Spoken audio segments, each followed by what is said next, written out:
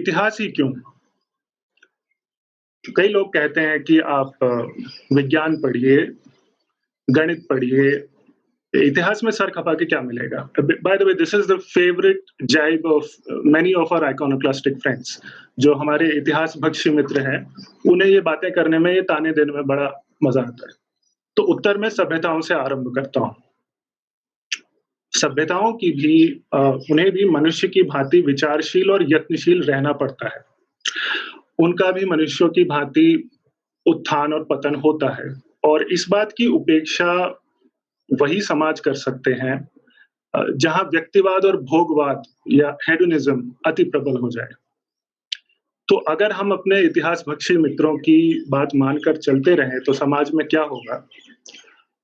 सीधे लॉजिक से बताता हूँ। जिस समाज में इतिहास का शोधन नहीं होता, वहाँ सत्य का शोधन नहीं होगा। जहाँ सत्य का शोधन नहीं होगा, वहाँ धर्म की स्थापना संभव नहीं है। यदि धर्म स्थापित नहीं किसी समाज में, तो उससे पृथक, उससे अलग आप विज्ञान और गणित की लीला खेलकर चाहे जितना भौतिक विकास कर लें, उसकी परिणति अच्छी नहीं होती है। और उदाहरण के लिए आप आज का पश्चिमी विश्व देख सकते हैं, जिन्हें अब भी संदेह हो, 1-2 दशक रुक जाएँ, फिर प्रत्यक्ष को किसी प्रमाण की आवश्यकता नहीं रहेगी। पर ये तो बात हुई सभ्यताओं की। सभ्यता और इतिहास आपस में कैसे जुड़े?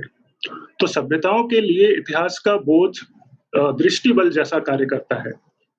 यानी इतिहास का सही बोध सभ्यताओं को ये बताता है कि आप पीछे कहाँ से चले थे और अब कहाँ तक पहुँच गए। So history is basically the eyesight of civilizations that वे।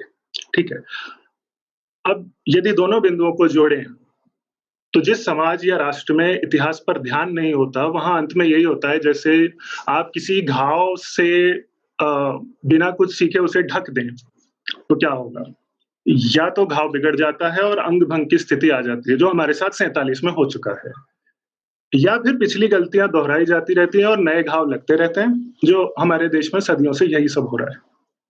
पर जैसा हमारा इतिहास रहा है विशेषकर पिछले 1000 वर्षों का, उस अनुसार तो विश्व में इतिहास पढ़ने की और सही इतिहास पढ़ने की सबसे अधिक आवश्यकता हम भारतीयों को ही है, क्योंकि हमारे पास खोने को सबसे अधिक है, हमने औरों से अधिक खोया भी है और आज भी खो रहे हैं।